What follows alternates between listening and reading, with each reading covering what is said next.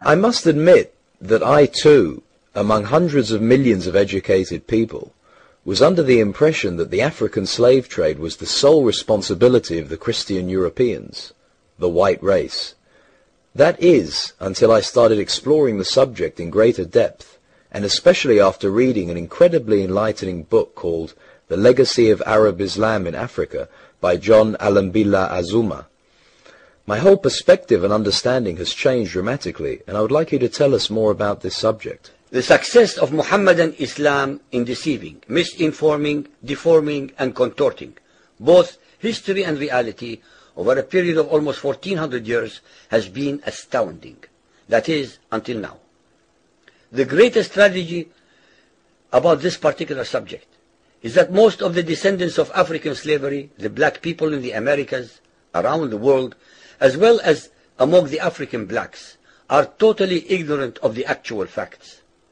Before we lose the concentration of our listeners, I would like to make the following statement and then prove it. That the worst, most inhumane and most diabolical institution of the black African slave trade was initiated, refined, perpetrated, and implemented by the Mohammedan Arabs and later aided and abetted by the black converts to Mohammedan Islam. I predict that, as usual, the two subcultures, those of denial of facts and of political correctness, will attack us without once disproving a single statement and or conclusion that we make. Slavery was not created by the white races, because it has existed throughout human history and practiced by every tribe, culture, civilization, racial group, and religion. In fact, the very word slavery has its root in the name Slav, based upon the Slavic peoples of Europe. It is not common knowledge that the Arabic word abd is synonymous with the meaning of slave. For example, Abdullah means literally the slave of Allah, and that in the language of the Arabs, all black peoples are called abid, plural, for slaves. While much has been written concerning the transatlantic slave trade, surprisingly little attention has been paid to the Islamic slave trade across the Sahara, the Red Sea, and the Indian Ocean. While the European involvement in the African transatlantic slave trade to the Americas lasted for just over 3 centuries, the Arab involvement in the African slave trade has lasted 14 centuries, and in some parts of the Mohammedan world is still continuing to this day.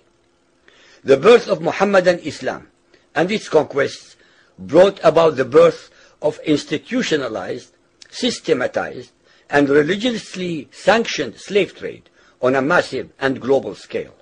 In fact, the Quran allows the taking of slaves as booty or reward for wars of aggression against any and all unbelievers, most of the human population.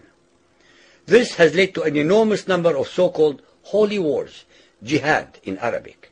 There was and is absolutely nothing holy about these wars, which are primarily to plunder, slaughter, rape, subjugate, and rob other human beings of their wealth, produce, freedom, and dignity.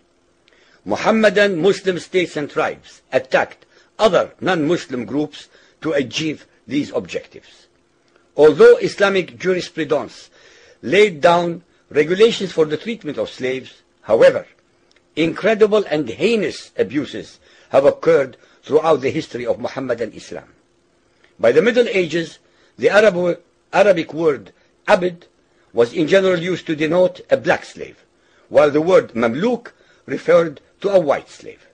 Ibn Khaldun, 1332 to 1406, the preeminent Islamic medieval historian and social thinker, wrote, "The Negro nations are, as a rule, submissive to slavery, because they have attributes that are quite similar to dumb animals." It should also be noted that black slaves were castrated based on the assumption that the blacks had an ungovernable sexual appetite. When the Fatimid Caliphate came to power in Egypt, they slaughtered all the tens of thousands of black military slaves and raised an entirely new slave army. Some of these slaves were conscripted into the army at age 10. From Persia to Egypt to Morocco, slave armies from 30,000 to up to 250,000 became commonplace. The Islamic slave trade took place across the Sahara Desert, from the coast of the Red Sea, and from East Africa across the Indian Ocean. The trans-Sahara trade was conducted along 6 major slave routes. Just in the 19th century, for which we have more accurate records, 1.2 million slaves were brought across the Sahara into the Middle East, as well as a further 450,000 down the Red Sea and 442,000 from the East African coastal ports.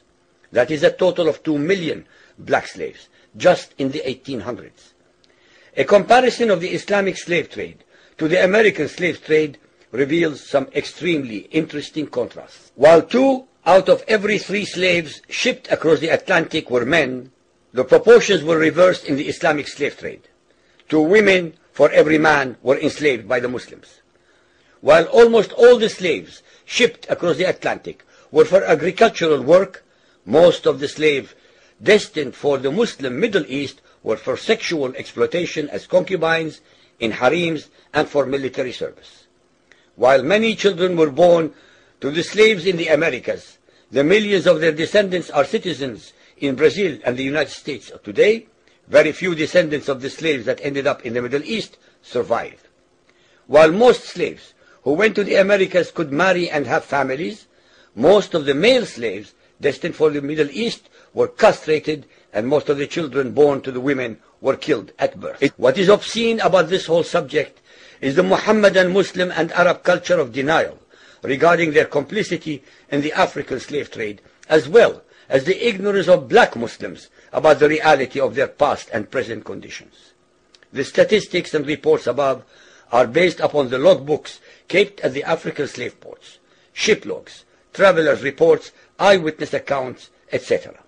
Ladies and gentlemen, the facts and reality of Muhammadan Islam's complicity in the slave trade and their inhuman depravity are infinitely more devastating, more staggering, and more incomprehensible than all the nightmare fictions in the world.